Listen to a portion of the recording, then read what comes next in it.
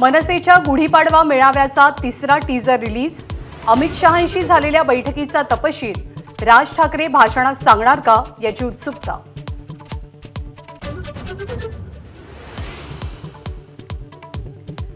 छगन भुजबळ कुटुंबियांकडून नाशिक जिल्हा बँकेचं कर्ज फेडण्यास सुरुवात। 28 कोटींपैकी 6.5 कोटी रुपये भरले, उर्वरित रक्कम टप्प्याटप्प्याने फेडणार। उमेदवारीच्या शक्यतेमुळे भुजबळ खबरदारी घेत असल्याची चर्चा।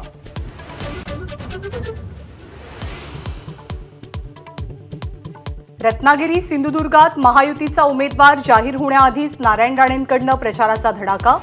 राजापूर आणि जयगडमध्ये उद्या सभा।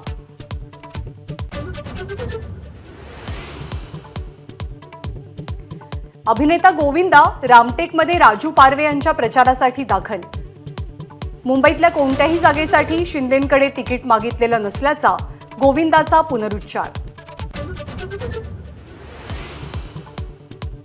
संजय राऊत आजपासून 3 दिवस सांगली दौऱ्यावर। चंद्रहार पाटलांचाच विजय होणार, विमानतळावर दाखल होताच राऊतांचं वक्तव्य।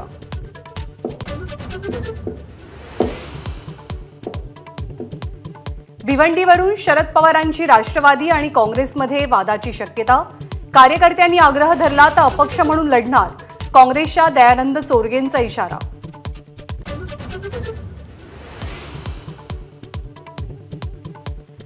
भाजपच्या एका वरिष्ठ नेत्याकडून आपलं नैतिक वस्त्रहरण करण्याचा प्रयत्न, काँग्रेसच्या रामटेकमधील नेत्या रश्मी बर्वेंचा आरोप।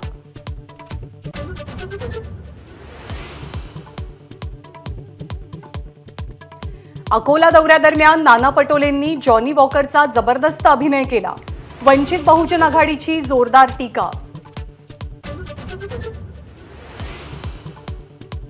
मुंबईमध्ये महायुतीचा आज पहिला मेळावा। आशिष शेलार, समीर भुजबळ, किरण पावसकरांसह महायुतीतील घटक पक्षांचे पदाधिकारी उपस्थित राहतील। काँग्रेस आज आपला जाहीरनामा प्रसिद्ध करणार। रोजगार आणि पायाभूत सुविधांबद्दल काय आश्वासनं देणार याकडे लक्ष।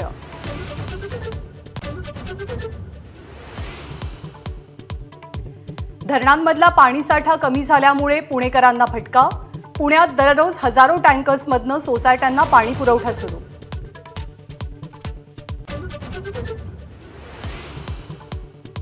रिझर्व्ह बँकेकडून पतधोरण जाहीर करताना कर्जधारकांना मोठा दिलासा। रेपो रेटमध्ये 6.65% कायम।